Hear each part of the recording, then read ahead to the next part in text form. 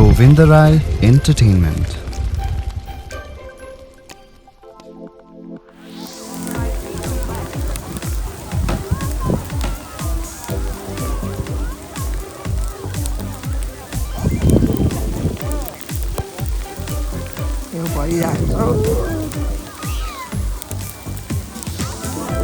Hey guys, यो चाहिँ Govind Rai entertainment YouTube च्यानलको भ्लग हो।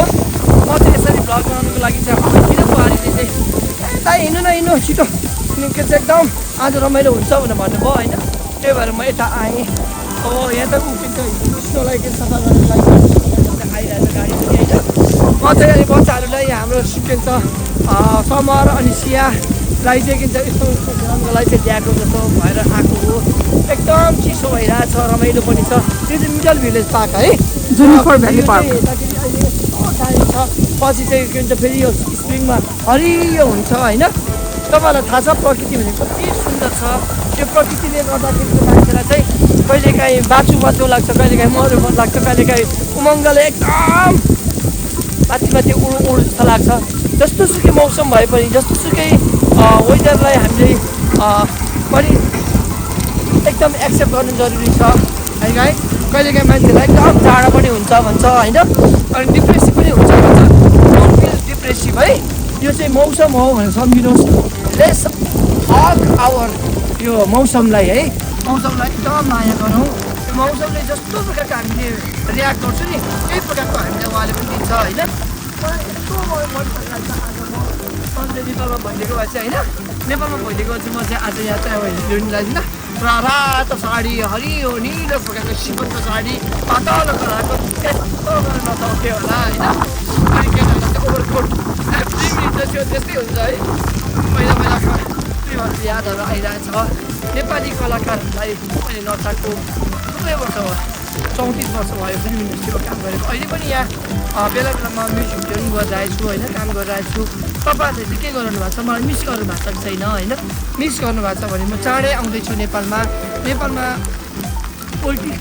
पोलिटिकली के भन्छ इस्युजहरूले गर्दाखेरि नेपाल अलिकति अज्ञातै भइसकेको छ होइन। तर पनि आफ्नो क्षेत्र, आफ्नो कला क्षेत्र चाहिँ अझैसम्म पनि अगाडि बढिरहेको महसुस गरिरहेको छु। र नेपाली हाम्रो कलाकारहरू, टेक्निसियनहरू सबैजनालाई गोविन्द राईले चाहिँ जहिले पनि मिस गरिरहेको छ है। गोविन्द राईले अनि दर्शकहरूलाई पनि कति मनमा भइरहेको होला गोविन्द राई कता गयो, के गर्दैछ भनेर कहीँ गएको छुइनँ है। गोविन्द राई चाहिँ अहिले न्युयोर्कको ज्याक्सन हाइट स्थित 4008 76 स्ट्रिट घ्यालसुन्टो सेवा संस्थाभित्र चाहिँ गोविन्द डान्स सेन्टर खोलेर बसेको छ होइन। त्यसमा चाहिँ बच्चाहरू सानो बच्चाहरू 4 वर्षदेखि लिएर 40-45 वर्षको लेडीहरूलाई पनि नचाइराखेको छु। अहिले चाहिँ कहिले काहीँ सोसाइटीहरूमा होइन, कम्युनिटीहरूमा नचाइराखेको छु।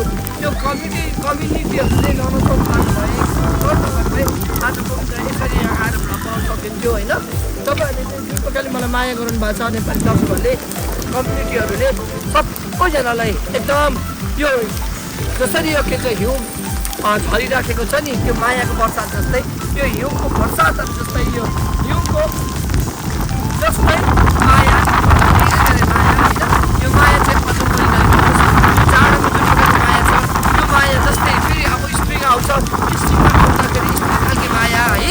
त्यसपछिबाट विन्टर के भन्छ त्यसपछिबाट अर्को के आउँछ, समर आउँछ। समरमा पनि त्यस्तै प्रकारको माया होइन। हामी चाहिँ जहाँ गए पनि नेपालीहरू चाहिँ एक हुनुपर्छ भन्ने कुरो चाहिँ म भन्न चाहन्छु। नेपाली नेपाली हामी नेपाली, नेपाली नेपाली हामी नेपाली। अनि तपाईँलाई थाहा छ हिउँको गीत भन्ने बित्तिकै हिउँ त होइन फक्रेको डङ्गुरा माया भयो अमिलो अङ्गुरा भन्ने गीत आउँछ है। हिमालको गीत अर्को मौसम दिदीले नाचेको बोला बोला पाखाहरू यो फुल्ने काखाहरू भन्ने आउँछ। कहिले चाहिँ के भन्छ कहिले साथी नाचेको बसन्ती हावाले छोएर गयो भन्छु यो बेसरी भन्ने गीत आउँछ होइन। कहिले चाहिँ अब डेन्जर पर्ने गाउँ भएको चिसो चिसो हावा त्यसै के भो आधी रातमा खोज्दछ है अनि जस्तै यो त होइन भने गीत तपाईँ सुनिहाल्नुभयो यस्तै यस्तै प्रकारको सम्झना आएर मैले यो टिकटक भ्लगर बनाएको तपाईँ सबैजनाले Govind Rai entertainment YouTube channel चाहिँ माया गरिदिनु होला मैले राम्रो राम्रो अफिसियल गीतहरू राखेको छु अब आउने दिनहरूमा चाहिँ म एकदमै राम्रो राम्रो फिल्मको गीतहरू राखेको छु त्यसमा चाहिँ तपाईँहरूको साथ चाहिन्छ like comment subscribe and share गरिदिनु होला गोविन्द राई अहिले चाहिँ न्युयोर्कमा छ है गोविन्द राईको चाहिँ गोविन्द डान्स सेन्टर पनि छ है त्यो चाहिँ 4008 76 स्ट्रिटमा घालसुन्नमा छ है मेरो नम्बर चाहिन्छ भने सुन्नुहोस् 929 641 75 74 ओके यति भाइ तपाईँलाई पुग्यो होला अब अन्तमा चाहिँ जाँदा जाँदै चाहिँ आउने यो 30 तारिक चाहिँ हाम्रो न्युयोर्कमा मेलरोज बलरुममा हुने गरिरहेको कार्यक्रमको नाम छ साझा पख भन्ने फिल्म नवीन के भट्टराईको सोलो प्रोग्राम हेर्नलाई आइदिनु पनि हुन अनुरोध गर्दछु धन्यवाद see you like comment subscribe share नभुल्नु होला